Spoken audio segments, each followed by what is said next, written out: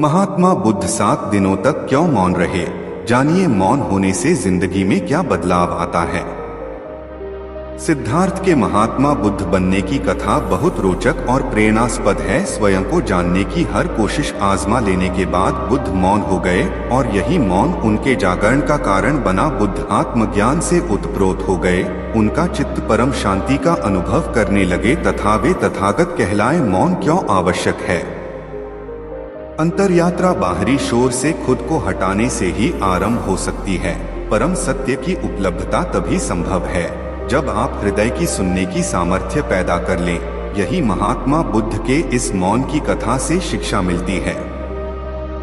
बुद्ध को कैसे ज्ञान प्राप्त हुआ? कहते हैं बुद्ध को जब ज्ञान हुआ तो वह 7 दिन चुप रहे थे। चुप्पी इतनी मधुर थी, ऐसी रसपूर्ण थी, ऐसी रोआन रोआ उसमें नहाया। सराबोर था, बोलने की इच्छा ही न जागी, बोलने का भाव ही पैदा न हुआ। कहते हैं देवलोक थरथराने लगा। कहानी बड़ी मधुर है, अगर कहीं देवलोक होगा तो जरूर थरथराया होगा। कहते हैं ब्रह्मा स्वयं घबरा गए, क्योंकि कल्प बीत जाते हैं, हजारों हजारों वर्ष बीतते हैं, तब कोई व्यक्ति बुद्धत्व को उपलब्ध होता है।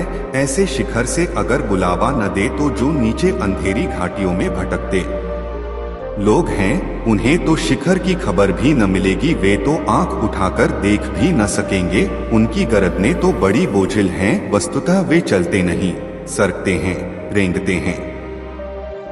होशियार रहनारे नगर में चोर आवेगा। सादे शब्द जो हमारे भीतर छिपी हकीकत बयान करते हैं। जश्न मनाओ उस शक्ति का जिसे हम माँ, माता, अम्मा कहते हैं। अनिल डी अंबानी। नारियल की बलि क्यों देते हैं?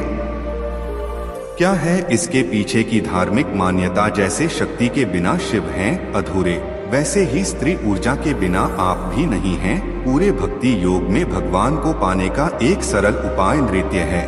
सबसे निकटतम कोई है तो वह परमात्मा है। आवाज बुद्ध को देनी ही पड़ेगी, बुद्ध को राजी करना ही पड़ेगा। जो भी मौन का मालिक हो गया उसे बोलने के लिए मजबूर करना ही पड़ेगा। कहते हैं ब्रह्मा सभी देवताओं के साथ बुद्ध के सामने मौजूद हुए, वे उसके चरणों में झुके। हमने देवत्व से भी ऊपर रखा है बुद्धत्व को सारे संसार में, ऐसा नहीं हुआ हमने बुद्धत्व को देवत्व के ऊपर रखा है। कारण है देवता भी तरसते हैं, बुद्ध होने को देवता सुखी होंगे, स्वर्ग में होंगे, अभी मुक्त नहीं हैं, अभी मोक्ष से बड़े दूर हैं, अभी उनकी लालसा समाप्त नहीं हुई है, अभी तृष्णा नहीं मिटी है, अभी प्यास नहीं बुझी है। उन्होंने और अच्छा संसार पा लिया है और सुंदर स्त्रियां पाली हैं। कहते हैं स्वर्ग में कंकड़ पत्थर नहीं है, हीरे जवाहरात हैं। कहते हैं स्वर्ग में जो पहाड़ हैं वे शुद्ध स्फटिक माणिक के हैं। कहते हैं स्वर्ग में जो फूल लगते हैं वे मुरझाते नहीं। परम सुख है लेकिन स्वर्ग से भी गिरना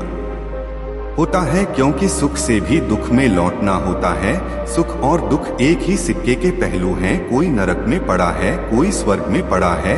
जो नरक में पड़ा है वह नरक से बचना चाहता है, जो स्वर्ग में पड़ा है वह स्वर्ग से बचना चाहता है। दोनों चिंतातुर हैं, दोनों पीड़ित और परेशान हैं। जो स्वर्ग में पड़ा है वह भी किसी लाभ के कारण वहां पहुंचा है। एक ने अपने लोभ के कारण पाप किया होगा, एक ने लोभ के कारण पुण्य किए हैं। लोभ में फर्क नहीं है। बुद्धत्व के चरणों में ब्रह्मा झुके और कहा आप बोले। आप न बोलेंगे तो महादुर्घटना हो जाएगी, और एक बार यह सिलसिला हो गया तो आप परंपरा बिगाड़ देंगे। बुद्ध सदा बोलते रहे हैं, उन्हें बोलना ही चाहिए। जो न बोलने की क्षमता को पा गए हैं उनके बोलने में कुछ अंधों को मिल सकता है, अंधेरे में भटकतों को मिल सकता है। आप चुप न हो, आप बोले। किसी तरह बमुश्किल राजी किया। कहानी का अर्थ इतना ही है कि जब तुम मौन हो जाते हो तो अस्तित्व भी प्रार्थना करते हैं कि बोलो। करुणा को जगाते हैं, उन्हें रास्ते का कोई भी पता नहीं, उन्हें मार्ग का कोई भी पता नहीं है। अंधेरे में टटोलते हैं, उन पर करुणा करो। पीछे लौटकर देखो, साधारण आदमी वासना से बोलता है, बुद्ध पुरुष करुणा से बोलते हैं। साधारण आदमी इसलिए बोलता है कि बोलने से शायद कुछ मिल जाए, बुद्ध पुरुष इसलिए बोलते हैं कि शायद बोलने से कुछ बंट जाए। बुद्ध इसलिए बोलते हैं कि तुम भी साझीदार हो जाओ उनके परम अनुभव में, पर पहले शर्त पूरी करनी पड़ती है मौन हो जाने की, शून्य हो जाने की। जब ध्यान खिलता है, जब ध्यान की वीणा पर संगीत उठता है, जब मौन मुखर होता है, तब शास्त्र निर्मित होते हैं। जिनको हमने शास्त्र कहा है वह ऐसे लोगों की वाणी है जो वाणी के पार चले गए थे, और जब भी कभी कोई वाणी के पार चला गया उसकी वाणी शस्त्र हो जाती है, आप हो जाती है, उससे वेदों का पुनः जन्म होने लगता है। पहले तो मौन को साधो, मौन में उतरो, फिर जल्दी ही वह घड़ी भी आएगी, वह मुकाम भी आएगा जहां तुम्हारे शून्य से वाणी उठेगी। तब उसमें प्रामाणिकता होगी, सत्य होगा, क्योंकि तब तुम दूसरे के भय के कारण न बोलोगे, तुम दूसरों से कुछ मांगने के लिए न बोलोगे, तब तुम देने के लिए बोलते हो। भय कैसा, कोई ले तो ठीक, कोई न ले तो ठीक, ले ले तो उसका सौभाग्य। जब भी गौतम बुद्ध कहते हैं कि यह तो वह समय है जब भारत में विभिन्न विद्यालयों की स्थापना की गई थी, एक समय में वे काम करने के 1800 से अधिक विभिन्न तरीके थे, योग के 1800 विभिन्न प्रकार थे। यह वैसा ही है जैसे आज चिकित्सा विज्ञान का होता जा रहा है। 25 साल पहले यदि आप चिकित्सीय जांच कराना चाहते थे तो आपको केवल अपने पारिवारिक डॉक्टर की आवश्यकता होती थी। आज आपके शरीर के हर अंग के लिए एक डॉक्टर मौजूद है। इसी तरह योगिक प्रणाली के साथ भी ऐसा ही हुआ। लोग विभिन्न प्रकार की छोटी छोटी चीजों में विशेषज्ञता हासिल करने लगे। जब विशेषज्ञता एक निश्चित बिंदु को पार कर जाती है तो यह हास्यास्पद हो जाती है। योग के साथ यही हुआ।